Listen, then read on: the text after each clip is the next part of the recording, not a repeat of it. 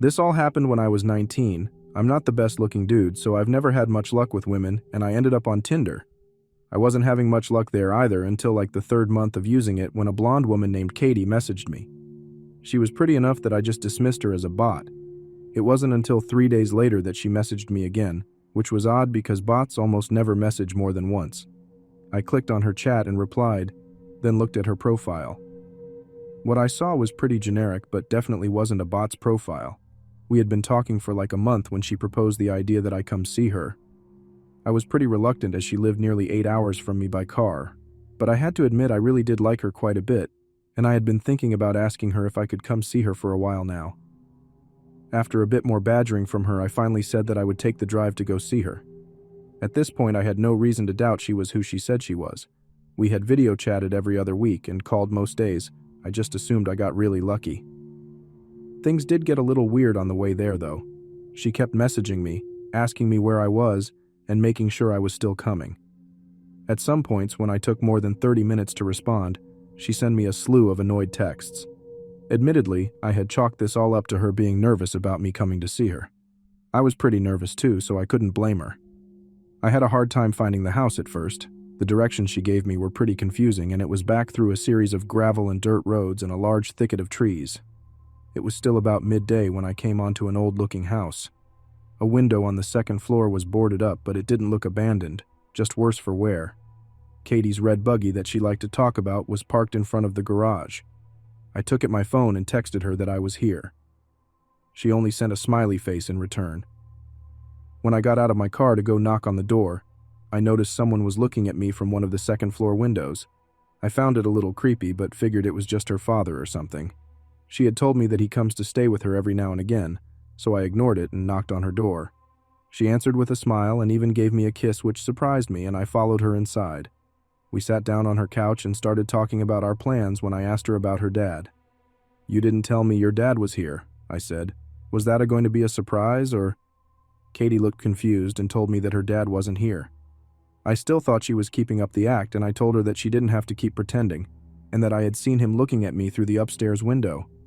Katie went pale and said that we had to get out of there now. We both ran out to our cars, and when I questioned Katie, she informed me that her dad wasn't there, and that she had been home alone until I showed up. I called the police, and while I was on the phone giving the address, Katie gasped and pointed to the window where I had seen the guy last. He was looking at us from out the window again. I got a better look of him, and he seemed older and frail, almost like he hadn't eaten anything in a while. He left the window after he saw that we saw him. The police took half an hour to show up, and the whole time Katie was crying and mumbling about how she was an idiot for not keeping her doors locked. When the police finally did show up, they started asking me and Katie questions and searched the house. They came back out a little later and told me and Katie that, while they didn't find anyone, they did find that the back door was hanging open. Whoever it was had ran out into the woods, but the cops were sure the house was empty. After the cops left, Katie asked me to stay the night because she was too scared to be in her house alone right now. I gladly did, and we slept downstairs on the couch as Katie's bed was the room next to the one the man had been in. Katie had also brought out the shotgun that her father had given her, but she never used. I told her it was fine, the man's gone, but she insisted, saying she'd feel safer if we had it out. I'm glad she did. Later that night, I was still wide awake, watching TV. Katie had somehow managed to fall asleep. From the kitchen, I heard the sound of a doorknob being turned. At this point, I wasn't even scared, I was just pissed.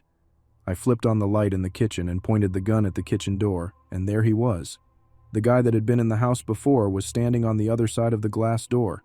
He looked shocked, and I'm glad we had locked the door.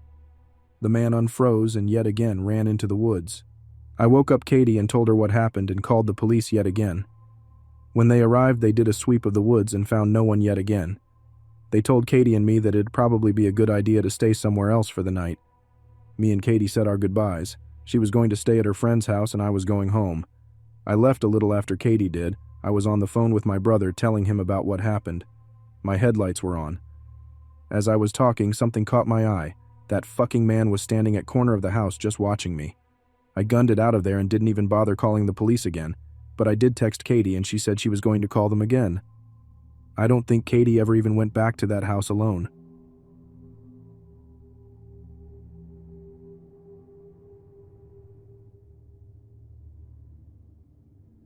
I was 21, recently became a police officer, and was also recently dumped. So my friend suggested Tinder. As a 21-year-old and a new cop, I had the "I'm invincible and I can take on anyone" mentality. I matched with a very good-looking, out-of-my-league female. We chatted and eventually set up a date to meet. She said she had a great open field to look at stars and hang out, and we could meet up at her house. So the night came, I was excited, and she seemed to be excited when I picked her up. She guided me to the field and it looked nice. Open space, woods, deer, and other wildlife. In the field, I noticed really dim headlights in the distance. Then, the van started driving towards us and pulled up in front of us, almost close enough to block me from going forward. I told her to stay in the car and I'll go say hi. I grabbed my flashlight I had in the car and walked up. In the front driver's side of the van, there was a decently sized man. I asked him what's going on and if he could back his car up a little bit. He was very polite, said he was the owner of the property, and said he didn't mean to scare us. He told me he's been having trouble with poachers on his property and just wanted to make sure we weren't going to be shooting at anything. I assured him we only came out to look at some stars and wildlife. He was perfectly okay with that, told me to have a nice date, and drove away. After that, the girl was texting non-stop. Around an hour later, I saw headlights coming towards us again, this time at a really fast pace. We hopped in the car, and I moved it to a more defensive position. The same man came close enough to almost hit my car. She hopped out of the car at that point and ran towards the guy. I immediately knew I was fucked. I got out and gave them commands to back up and get on the ground. Neither of them complied. Obviously. He then proceeded to charge at me and knock me to the ground. Luckily, I was able to get him on his back and get up. I saw my date grab a metal pipe from the van. She told me they had a gun and to give them my money and truck and I won't get hurt. Of course, with my "I'm invincible" mentality, I said no. She started to cry and saying they didn't want to hurt me. He then started to go back towards the car. At that point, I told them I was a cop, drew my concealed firearm, and to lay on the ground. After a moment of shock from all of us, they complied. I was able to call 911, tell them my name and badge number. I had two at gunpoint and needed backup immediately. I gave our dispatcher the best directions I could to this field. While on the phone, they both fled. Again. Stupid new cop young guy mentality. I chased them. I took off after the man, who ran into the woods around the field. I chased him for maybe 30 seconds and heard 3 loud pops and saw a muzzle flash. My "I'm invincible" mentality went right out the window. I ran like hell back towards my car and peeled the hell out of there. I went back to the area I picked her up in, called dispatch again, and had officers come to that location. Of course, the first officers to pull up were my sergeant and my field training officer. Of course, they were both completely understanding and didn't give me any shit about it at all. The most used words were dumbass and stupid fucking rookie. I hopped in their car and went towards the field. Luckily, the van was still there. I was told to shut my mouth and only come out if they start getting shot at. They cleared the area and started looking in the van. They found meth right on the center console and searched the car. What scared me the most was when my field training officer and sergeant came back to the patrol car, let me out and told me to come look in the back of the van. Both of them were pale, looked horrified. I went to the back of the van where there were several knives, duct tape, lighter fluid, a decent amount of rifle ammunition, handcuffs, and what looked to be dried blood. In the front seat passenger side, we found an AR-15 style rifle and 2 more handguns. We called for immediate backup and detectives. When they investigated the blood, it turned out it wasn't blood. The plates had been stolen and the van was a reported stolen. I still get shit about the whole encounter, but luckily no one got hurt. I will never use online dating again.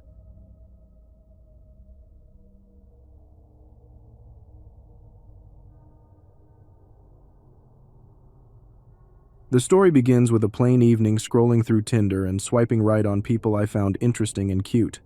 One of the matches I got started immediately talking to me. This person was fairly good looking and he seemed normal at first. He happened to go to the same university as I did.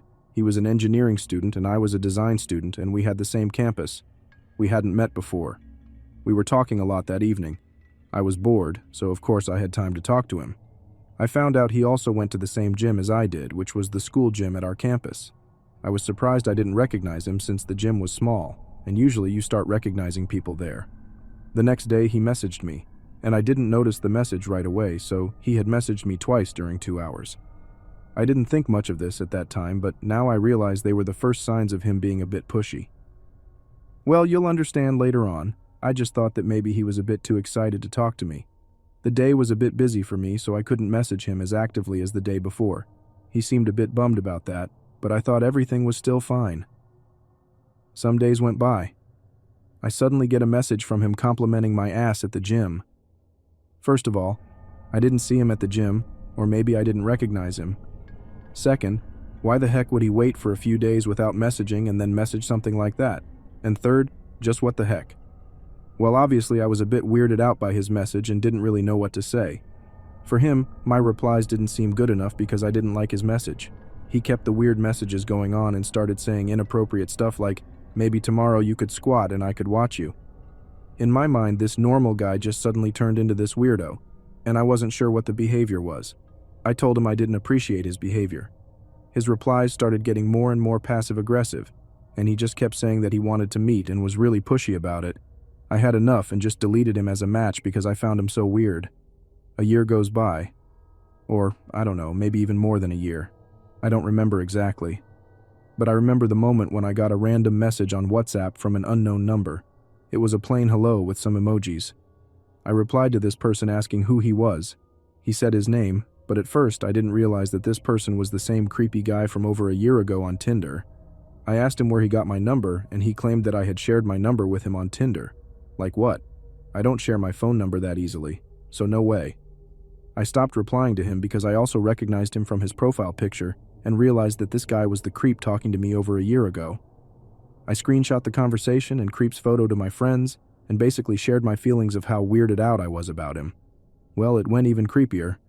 One of my friends in the group conversation is a rape victim. She recognized the person. The creepy dude from Tinder was the one who assaulted her, and now he was talking to me. So in conclusion, my good friend's rapist searched my number, tried to lie about the way he got it, and was talking to me after being rejected a year ago. I was so creeped out about this that I told my father about this guy. I gave his number to my father and basically haven't heard from this creep ever again. I think my father told him to back off, but I am not sure how and in what way. But to be honest, I don't care. I'm just glad a creepy rapist isn't trying to approach me anymore. I switched my gym after this incident and also happened to graduate. Thank God. I'm not sure if I would recognize him on the street or in person at all. I'm just so glad I never met him. So yeah, anything can happen. You could match your friend's rapist one day. Great.